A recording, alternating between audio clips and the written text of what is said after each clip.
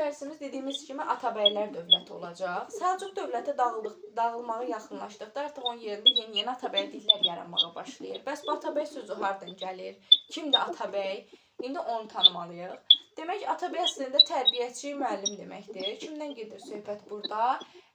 Şəmsəddin Eldənizdən. Şəmsəddin Eldəniz. Eldənizin çox keçmə-keçli bir həyatı var. Qulluqdan hökmranlığa, hökmdarlığa uzanan bir yol. Şəmsəddin Eldəniz belə bir adət varmış o dönəmdə ki, 39 dənə bazardan qul alsanız, 40-cı qulu sizə hədiyyə verilmişlər. Təbii ki də indiki dövrdə olduğu kimi, kim kimə bir şeyə artıq kimi hədiyyə versə, harada xəstəsi var, harada əziyi var, onu verir. Bu Şəmsəddin Eldəniz də çox cılız, qara-qura bir uşaqdır. Ona görə 39 dənə güclü qulu verdikdə 40-cı qul kimi buna hədiyyə verirlər. Ki götürün aparın, bu da sizin hədiyyəniz. O qədər cılız, o qədər zəif bir uşaq olur ki, yolda araba getdikdə 4-5 dəfə arabadan düşür, qalır yerdə. Bunu bir dəfə götürürlər, 2 dəfə qoyurlar arabaya, artıq heç kəs bunu beləcə vecinə almır və yollarına davam edirlər. Lakin talih belə gətirir ki, Səlcuq sarayının bir xidmətçisi Eldənizi götürür yoldan və aparır Səlcuq sarayında böyütməyə. Aparır ona saray tərbiyəsi verir. O qədər tərbiyəli olur ki, 2-ci Toğrul Şəmsəddin Eldənizi öz oğlu Arslan Şahı Atabəyə təyin edir. Demək, yəni müəllim. Nə oldu? Səlcuq hökmdarı 2-ci Toğrul Eldənizi öz oğlu Arslan Şahın müəllimi təyin elədi. Lakin zaman gələcək, 2-ci Toğrul öləcək və Toğrulun qardaşı Məsud bilməyəcək neynəsin. Niyə? Çünki hakimiyyət irsən keçməlidir və hakimiyyətə Arslan gəlməlidir. Düzdürmü? 2-ci Toğrulun övladı Arslandır. Lakin Məsud istəmir ki, hakimiyyətə Arslan gəlsin, istəyir ki, taxta özü gəlsin. Ona görə götürür Azərbaycandan Şəmsəddin Eldənizə iqta torpaqlar verir. Deyir ki, get Azərbaycana, yəni Qafqaza, uşağı da özündən götür, get. Eldəniz də deyir ki, hə, olsa müəllimiyəm, götürüb gedərəm. Eldəniz Arslan Şahı götürür, plus bir də Arslanın anasını götürür və onunla evlənir. Arslanın anası da bizlərin ədəbiyyatda tanıdığımız Möminə xatundur. Möminə xatunu da özü ilə bərabər götürür və gəlir Azərbaycan Bərdə şəhərinə. Lakin Bərdəni beləcə çox da bir xoşdamırlar mı deyək, necə mi deyək, gəlirlər Naxçıvana.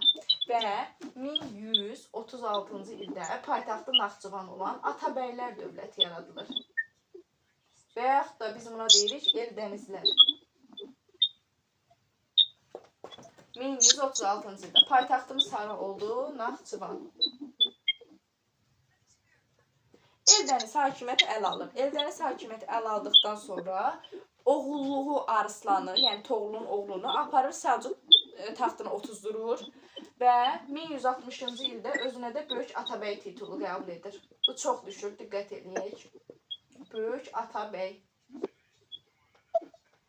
Necə oldu? Apardı Arslanı qoydu Səlcuq taxtına və özünə də Böyük Atabəy titulu qəbul etdi və Arslan qaldı orada, özü qayıdır Azərbaycana. Gəldikdən sonra ordu islahatı keçirir, 100 minlik ordu yaradır və bu zaman ölkəmizə gürcülərin hücumları olur.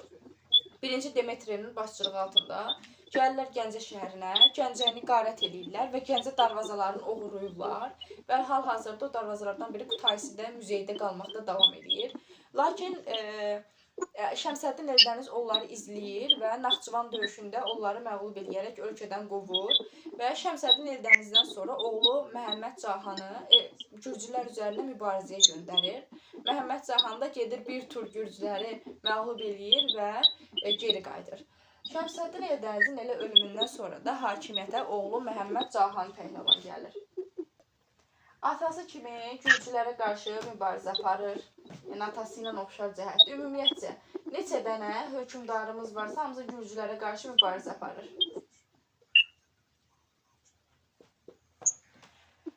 Bundan sonra nə edir o? Paytaxtı Həmədan şəhərinə köçürür. Paytaxt Həmədana köçürülür. Təbrizi Ağsunqurilərin əlindən alır. Qardaşı Əbu Bəkri Azərbaycanın şimal sərhədlərinə təyin edir. Sonrası Atabəy təyin edir qardaşı Əbu Bəkri. Və onun dövründə çiçəklənmə dövrü başlayır Məhəmməd Cahanın. Həmçinin Məhəmməd Cahan Pəhləvan iqta torpaqları paylaması ilə məşhurdur Məlikşah kimi. Məhəmməd Cahan Pəhləvandan sonra hakimiyyətə Qızıl Arslan gəlir. Baxın, nə yadda saxlayırsınız? Burada 2 dənə arslanımız var. Belə desək ki, biri Prastoy arslandır, biri Qızıl arslandır. Qızıl arslan doğmacı Eldənizin öz oğludur. Ona görə də yəqin ki, adı Qızıldır. Bir də oğulluğudur, o da düz Prastoy arslan. Və Qızıl arslan hakimiyyətə gələcək bundan sonra, yəni Məhəmməd Cahan Pəhləvandan sonra. Qızıl arslan hakimiyyətə gəldikdən sonra o da gürcülərə qarşı mübarizə aparır.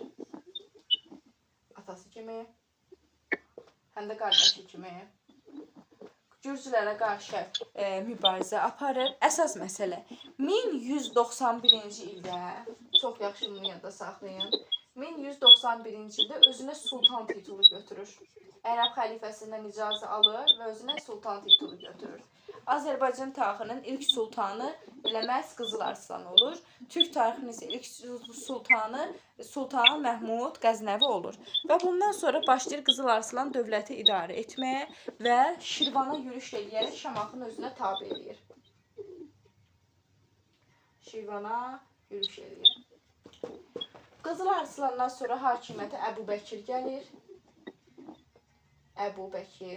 Əbubəkir dönəmində də Gürcülərlə təbii ki də mübarizə var. Plus erməni və Bizanslarla.